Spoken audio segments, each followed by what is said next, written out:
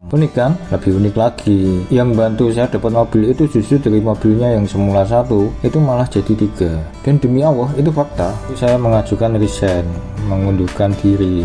Tapi manajemen itu mencatat saya cuti karena pimpinan dan atasan itu tidak mengizinkan. Imbasnya, saya tetap gajian, tapi digaji penuh seperti normalnya kerja. Himbauan pemerintah untuk jaga jarak, saya malah jaga pasien. Untuk pasien yang kena COVID, harusnya itu isolasi mandiri, saya malah menemani. Ya karena sudah ada admin, sudah ada supporting, sudah ada driver dan tim yang ngurusi rumah tangga atau mes atau kantor.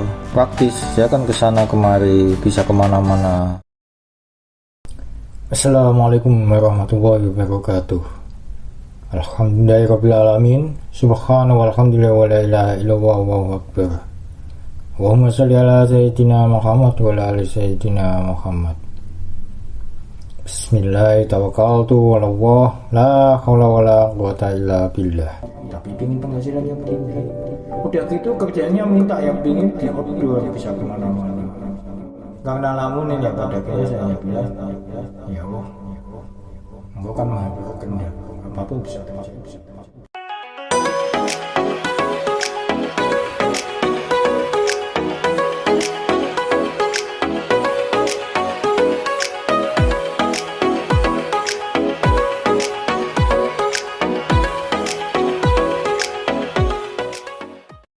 Lagi video. Piye iki? Alhamdulillah, awal untuk rezeki di Jawa. Biasanya sering saya bingung itu kalau di pekerjaan-pekerjaan awal itu biasanya kan minder, tidak pede. Tapi sekarang tantangannya beda lagi.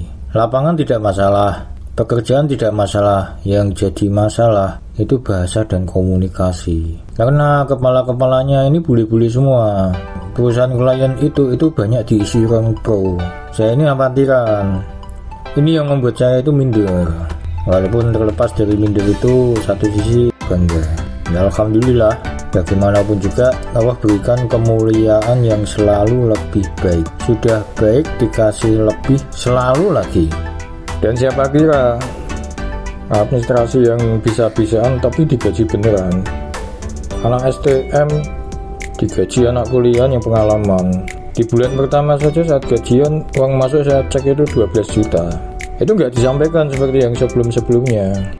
Tahu-tahu masuk aja tanggal 1. Ya itu yang saya syukuri ya. Kalau perusahaan itu mendapat proyek dari klien internasional dan profit, bos itu tidak eman untuk menaikkan tambahan. Kalau saya pribadi ya gimana nggak bersyukur. Kalau jauh sebelumnya itu saya cari 3 juta itu harus mati-matian. Tapi semudah itulah Allah itu berikan di luar dugaan. Dari situ juga bisa melengkapi rukun Islam kelima. Umumnya orang akan mendahulukan material dulu, setelah itu baru spiritual. Nah ini terbalik, spiritual dulu baru material. Orang itu mungkin nyicil punya rumah atau tanah, kemudian aksesoris seperti mobil, baru nanti pada akhirnya daftar haji kalau punya uang. Nah justru di saat saya punya uang itu, setelah diberikan petunjuk malah transaksi pertama itu saya gunakan untuk daftar haji buat melengkapi rukun Islam. Dan alhamdulillahnya atas izin dan kehendaknya untuk saat ini dengan dibuatnya judul ini, bukan saat itu justru mobil itu saya dapat gratis. Udah dapat gratis masih dapat 18 juta. Jadi mobil itu didapat bukan karena DP, bukan karena tabungan, sepeser pun itu tidak mengeluarkan uang. Unik kan? Lebih unik lagi, yang bantu saya dapat mobil itu justru dari mobilnya yang semula satu, itu malah jadi 3. Dan demi Allah itu fakta. 2019 itu masa keemasan, dimana perusahaan kondisinya itu berkembang, yang berimbas ikut berkembang juga saya di tahun yang sama, baik finansial dan support spiritual. Tapi di tahun itu juga sekaligus awal dari perpisahan sebagian tim dari kebersamaan saat di Sumatera dan di Lombok, termasuk saya. Cuman sayanya di sini itu tanda kutip. Belum ada 1 semester itu saya mengajukan resign, mengundurkan diri. Tapi manajemen itu mencatat saya cuti karena pimpinan dan atasan itu tidak mengizinkan. Imbasnya saya tetap gajian, tapi digaji penuh seperti normalnya kerja.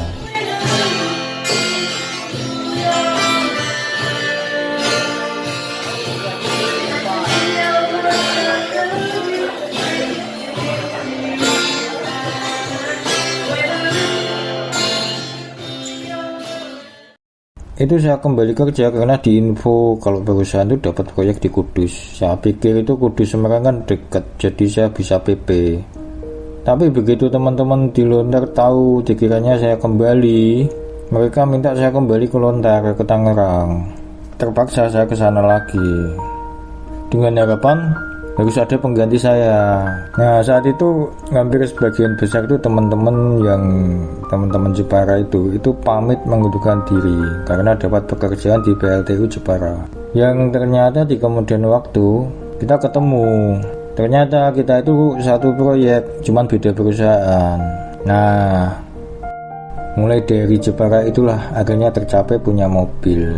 Jadi punya mobil itu bukan keinginan tapi kebutuhan, karena perusahaan itu kan cenderungnya rental. Daripada bayar rental ke orang kan mending bayar ke karyawan sendiri.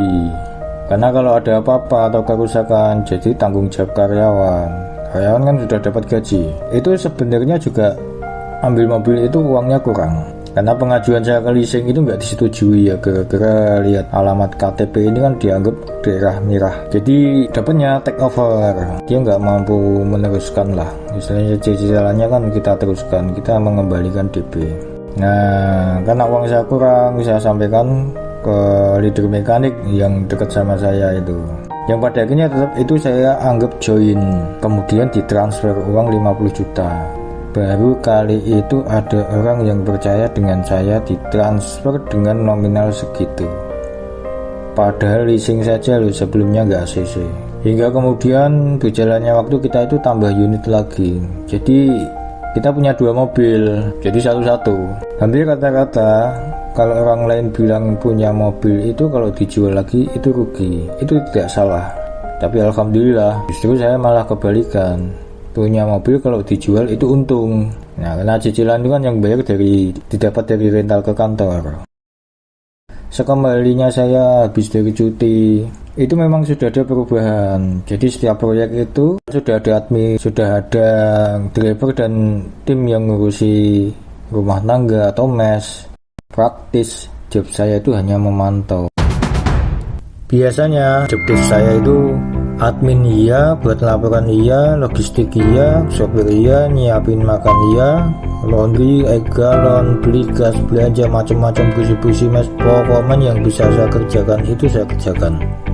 Selagi pegang uang, gimana caranya tim itu nyaman, yang penting ada batasnya. Dah, itu aja. Yang di kemudian waktu perusahaan itu dapat di Cirebon, di Cilamaya, yang pada akhirnya saya mendampingi di Cirebon. Jadi saya ambil di tengah. Itulah yang saya anggap perusahaan dapat Pantura Project. Kenapa ya, jalur-jalur Pantura semua. Alhamdulillah sampai segitunya Allah tuh membuat rezeki yang tidak pernah saya sangka-sangka. 2020 dilarang mudik.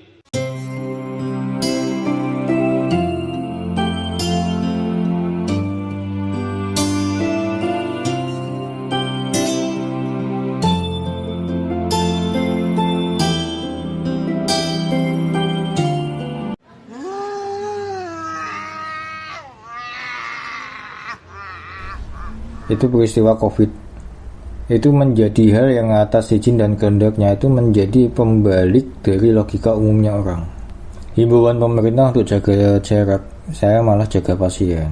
Untuk pasien yang kena COVID, harusnya itu isolasi mandiri, saya malah menemani. Jadi isolasi bersama dan berjamaah.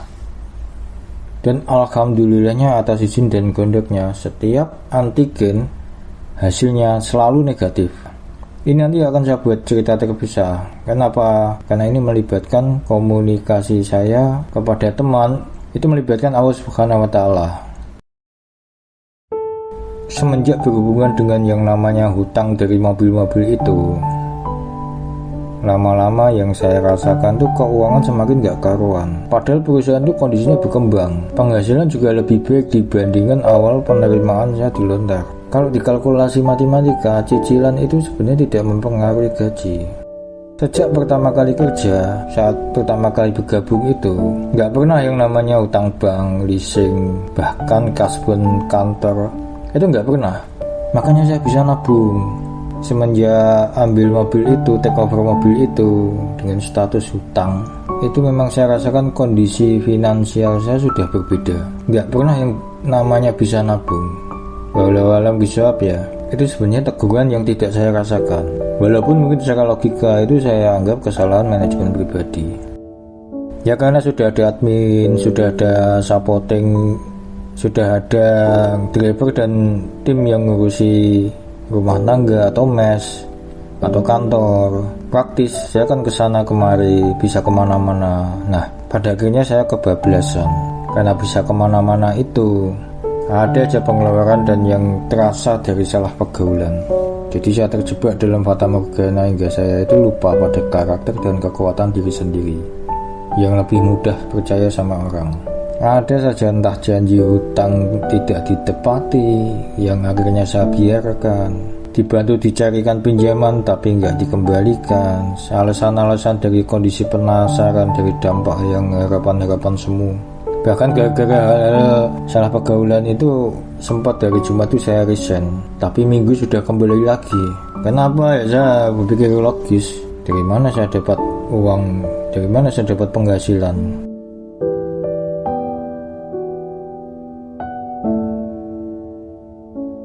Itu yang membuat personalia itu kaget, katanya resign kok kembali lagi. Yang kemudian dari atasan itu menyampaikan ke bos, alhamdulillahnya bos itu memaafkan. Jadi saya tetap bekerja seperti biasa. Alhamdulillahnya itu Allah berikan orang-orang yang pemaaf dan ikhlas. Nah ujian itu puncaknya di saat ada pengurangan jumlah karyawan, dimana saat saya mengantarkan pulang leader dan teman dari Tangerang ke Jawa, saya pikirkan sekalian bawa unit, harapan saya untuk digesek buat pinjaman. Walaupun pada akhirnya itu saya batalkan. Jadi di tol itu memang mesin mobil itu rusak karena aku habis oli. Ya itu memang saya akui kesalahan pribadi, yang pada akhirnya terpaksa diderek. Padahal itu kondisinya masih di dalam tol, masih jauh dari Cirebon. Itu tanggal 1 di saat gajian. Uang itu belum diambil, tapi sudah terbayang pengeluaran yang langsung ludes dalam sekejap. Padahal bulan sebelumnya itu udah hutang, terbayang keuangan yang hancur di depan mata, yang terpaksa tambah numpuk lagi. Mesin overhaul itu udah semakin memperburuk kondisi keuangan, yang pada akhirnya mobil memang setelah di servis itu dijual. Memang saya untung, tapi dalam sekejap uang itu lenyap, ya karena buat nutupi lubang-lubang itu. Dan semakin tambah hancur itu ketika bulan Desember. Orang yang saya percaya itu merusak kepercayaan. Dia itu sebenarnya sudah mau diberhentikan karena kesalahan administrasi sebagai karyawan, tapi karena nggak tega saya lihat istrinya hamil, jadi saya minta diberikan kesempatan untuk dia untuk memperbaiki diri, karena dia ternyata itu terjebak judi online. Tapi semakin lengkap kekecewaan yang saya rasakan itu karena gara-gara mobil yang mau diambil tapi STNK nggak ada. Lengkap sudah. Selama bersama dalam perusahaan, kondisi akhir 2021 itu benar-benar yaitu minus dan terpuruk. Yang saya akui itu memang kesalahan sendiri dan harus saya tanggung sendiri. Walaupun kebutuhan anak istri itu tetap terpenuhi, pada akhirnya saya harus kembali ke karakter, percaya pada diri sendiri, ikuti kata hati. Jadi alhamdulillah Allah itu masih menyayangi saya. Ditunjukkan siapa orang-orang yang bisa dipercaya, siapa orang yang hanya memanfaatkan saja, dan siapa orang-orang yang ikhlas membantu saya. Dan terbaik adalah merasakan kasih sayang Allah Subhanahu wa Ta'ala dengan membantu ingatan hal-hal yang Allah sudah berikan dalam ketidakmungkinan. Dalam kondisi apapun, Allah itu tidak pernah jauh. Yang jauh adalah kita. Tak selamanya cerita itu indah di akhirnya, tapi yang pasti di di part selanjutnya, di part keempat sebagai part penutup telah hal-hal yang pahit yang saya rasakan di akhir tahun 2021 itu, Allah tunjukkan kasih sayangnya yang selalu ada anomali di dalamnya. Termasuk nanti saya sampaikan alasan apa teman itu mengajak saya di pekerjaan Sumatera, bahkan awal kenal dengan bos saya saat itu, bahkan kondisi-kondisi hal apa yang dilakukan bos saya yang tidak semua bos itu akan melakukan sepertinya. Walau alam bisawab. Sukses buat Aman. Amin. Sukses selalu Aman Energi Indonesia. Sukses selalu buat Aman. Sukses selalu buat Aman. Semakin maju, semakin jaya. Aman toh. Sukses selalu dan makin jaya. Semoga Aman semakin sukses. Amin. Dapat proyek banyak. Amin. Bisa kumpul lagi. Semua bisa kumpul lagi. Mantap.